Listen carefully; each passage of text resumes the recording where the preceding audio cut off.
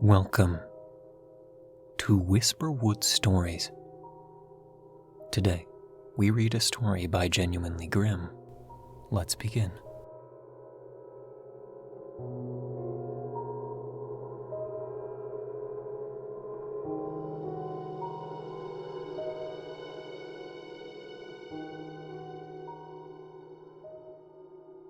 My son won't stop praying.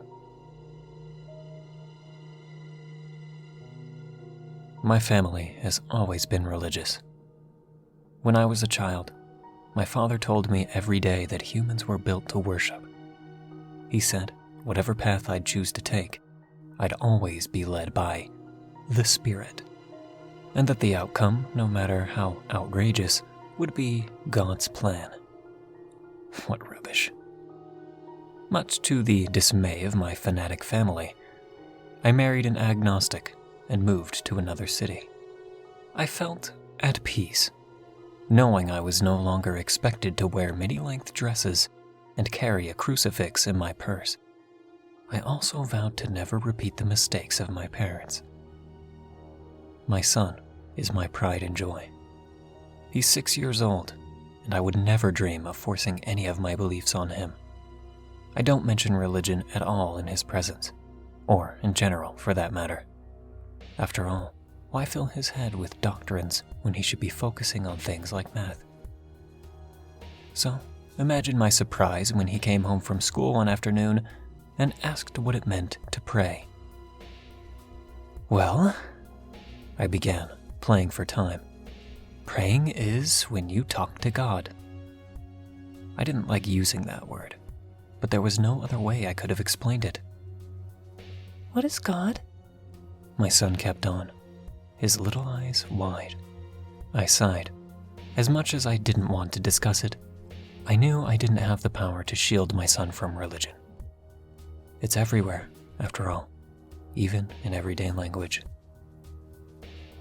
Well, a lot of people believe that a being called God created the universe, the planets, and even the people.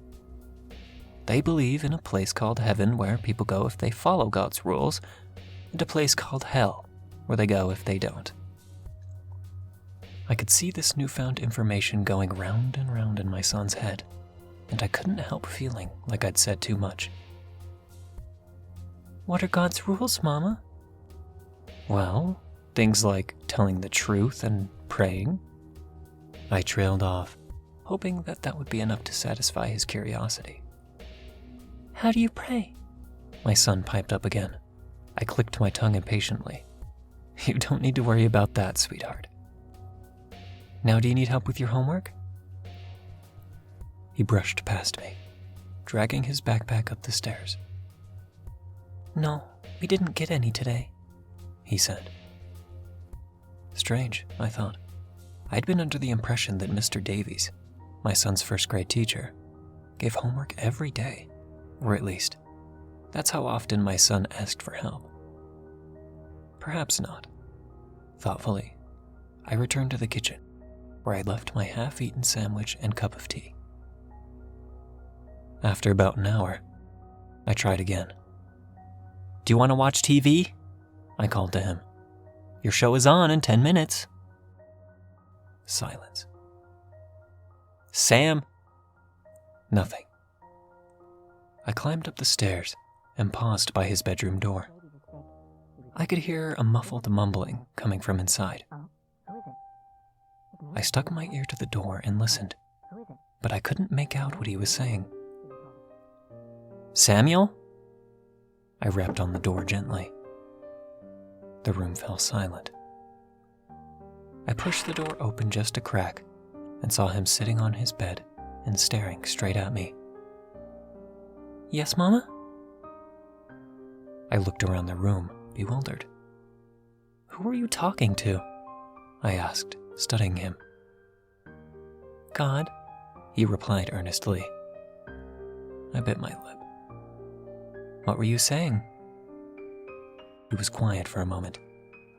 I asked for no homework for a year and a new bike. I tried my best not to smile.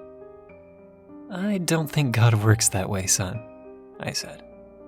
Now, did Mr. Davies really not give you any homework today, or were you stretching the truth a little bit? Mr. Davies is sick, he retorted. We have a new teacher now. Oh, who is it? His name is Gabriel. Huh. Did Gabriel tell you about God? Sam shrugged, clearly wary of my tone. Sam? He nodded slowly. Yes? Right, I said, unsure of how to react.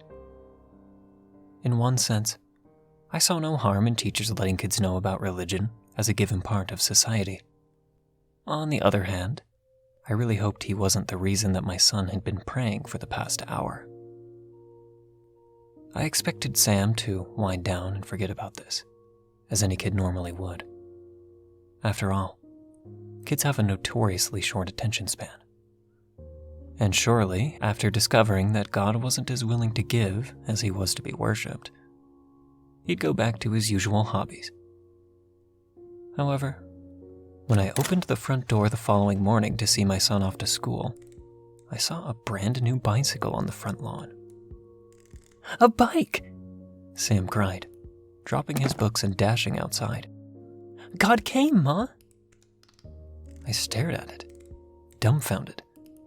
I mean, I knew it wasn't really God who'd brought the bicycle, but then who had? My gaze darted from one side of the lawn to the other. Sam, I called, running down the front steps. Wait, don't touch it. But it was too late. He was already on the seat, pressing down on the pedal with his foot. The bike rolled steadily over the bumpy lawn, to the absolute delight of my son. I have a bike! I have a bike! He chanted. I wondered if the bike belonged to someone else and perhaps they had left it on our property by mistake. But when my son came home that afternoon and found the bike still standing there, I had no choice but to let him keep it. Soon enough, however, the bike was left on its side in the garage, and my son had retreated into his room once more. I knocked on his door to ask if he needed help with his homework. I didn't get any homework, he said proudly, mashing the buttons of his console. I asked God for no homework, remember? I rolled my eyes, unsure of how to tell him that his newfound fascination wasn't real. He seemed to think that he could ask God for anything, and he would come through. I'm going to pray now, Mama, he suddenly said, turning his console off and dropping the controller on his bed. Could you please close the door? Startled, I waited for him to tell me that it was just all a big joke, but he seemed dead serious. And I couldn't exactly tell him he was being silly. After all, Santa wasn't real either, or the Tooth Fairy. Okay then, I smiled, leaving his room. Have fun. But this time, I didn't go anywhere. I stood by the door and listened in, eager to hear what kind of prayers they were teaching my kid at school. At first, the room was silent. After a few minutes, however, I could hear a quiet mumbling. It was so low and muffled, I wondered if he'd gotten into the closet or hid under the bedsheets. What did you pray for? I asked when he finally came into the kitchen half an hour later. A new video game, he smiled. The one all my friends have. I nodded, silently nursing my cup of tea. I didn't want my son to be disappointed, of course, but I couldn't exactly buy him toys every day. I figured he'd have to come to terms with it when God didn't grant the wish. Except he did. The next day was a Saturday, and my son came running into the bedroom before I even had a chance to wake up. It came! He shrieked, leaping onto the bed. What came? I managed, rubbing my crusty eyes. He stuck the plastic case up to my face. The video game! That instantly jolted me awake. I grabbed it out of his hands and stared at it. Where did you get this? I demanded. It was on the porch. He seemed almost giddy with excitement. God sent it to me. I stared at my son. Was this all a part of some elaborate prank I wasn't in on? Who could have possibly given him the video game? Who could have known he even wanted one in the first place? I got out of bed and pulled on my robe. In spite of myself, I felt a chill crawling up my spine. Of course, I'd never admit to my 6-year-old son that I was afraid, but I couldn't help feeling an overwhelming sense of dread that had been building up over the past couple of days.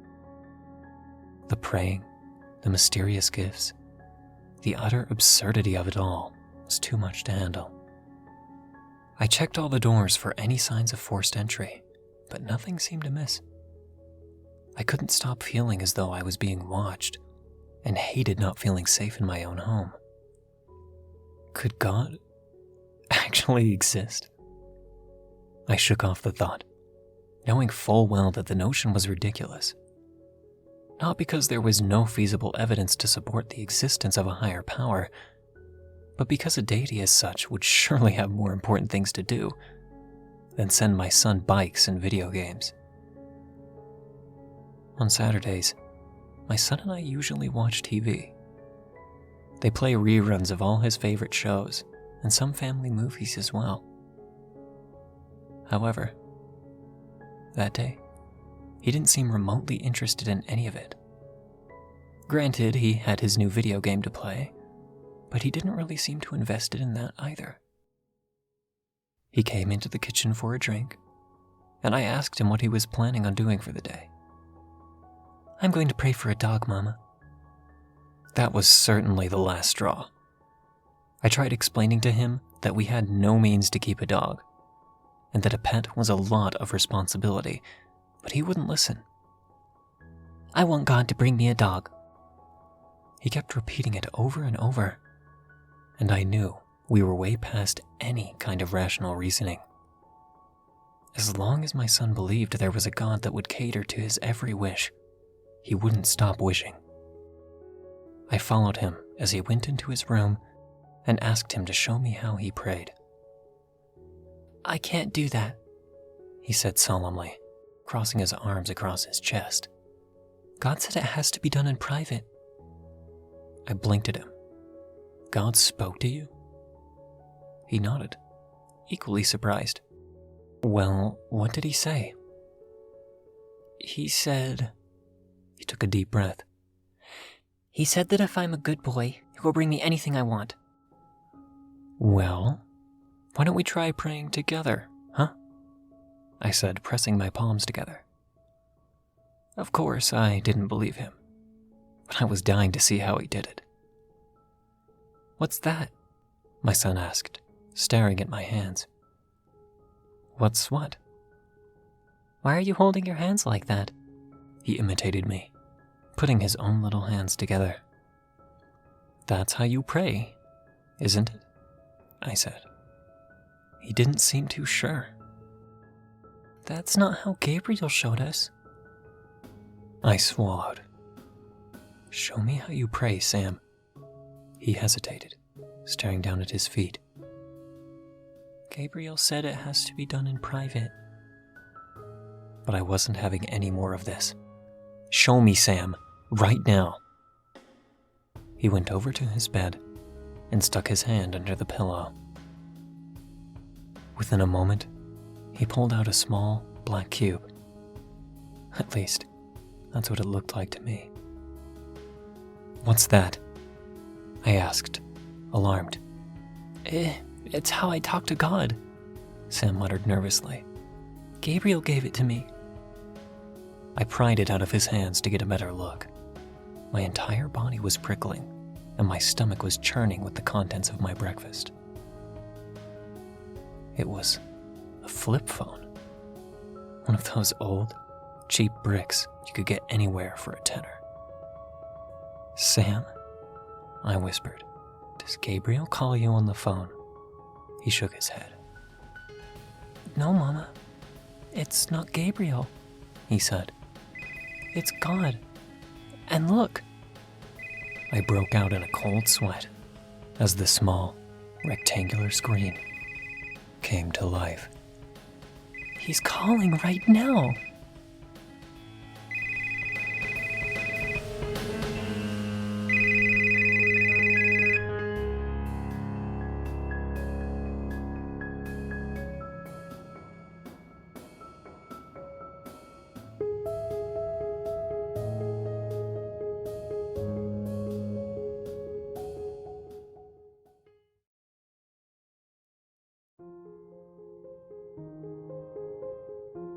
Thank you for listening to Whisperwood Stories. If you enjoyed, don't forget to comment, like, and subscribe down below. Do you have a story that you'd like me to read here? Consider commenting or sending it to whisperwoodsubmissions@gmail.com. The story in this video was read with the author's permission. Genuinely Grim is genuinely talented. Be sure to follow them on Reddit and Twitter. Don't let the shadows get too close.